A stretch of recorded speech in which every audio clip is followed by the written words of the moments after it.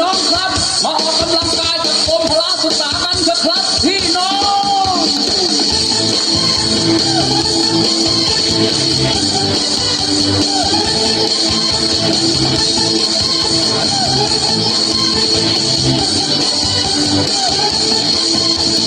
รักออกกำลังกายอยู่จุดมุ่งหมายสร้างสุขมวลชน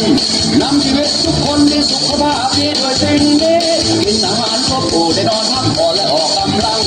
คนจะมีพลังมีฝันมีหวังดังใจอยากมี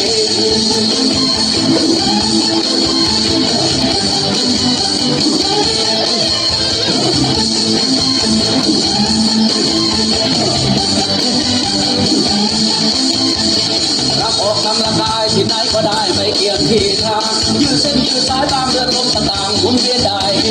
คนร่างกายแข็งแรงสุขภาพจิตเบิกบานแจ่มใสมีชีวิตห่างไกลจากโรคจะภัยทุกทางไม่มีกำลังกายของคนเราจะเอาเขามันอยู่ไปทำไมทำชีวิตให้สดใสสู่ชีวิตใหม่ในการออกกำลังกายเช้าตื่นมาเช้าตื่นไม่ทันเวลาไหนก็ทำได้วอร์มร่างกายนิดหน่อย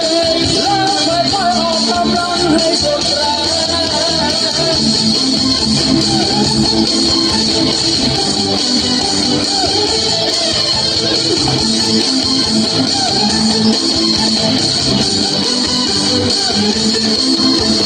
รักออกกำลังกายเป็นจุดมุ่งหมายสร้างสุขมวลชนนำชีวิตทุกคนมีสุขภาพดีด้วยสิ่งนี้กินอาหารครบคู่ได้นอนพักผ่อนและออกกำลัง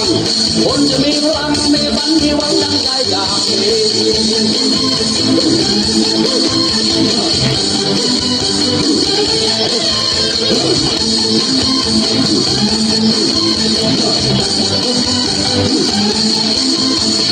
รักออกกำลังกายที่ไหนก็ได้ไม่เกี่ยงที่ทางยืดเส้นยืดสายบางเรือลมต่างๆหมุนเวียนได้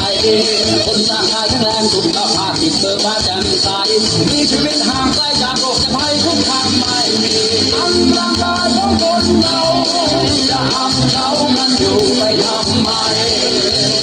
ทำชีวิตให้สดใสสู่ชีวิตใหม่ในการออกกำลังกายเช้าตื่นมาเช้าตื่นไม่ทันเวลาไหนก็ทำได้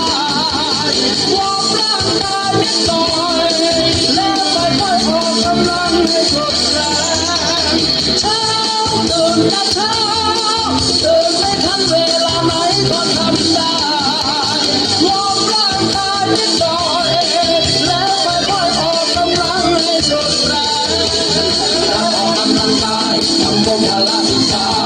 ชีวิตมีค่าร่างกายแข็งแรงรักออกกำลังกายกับกรมพละศึกษา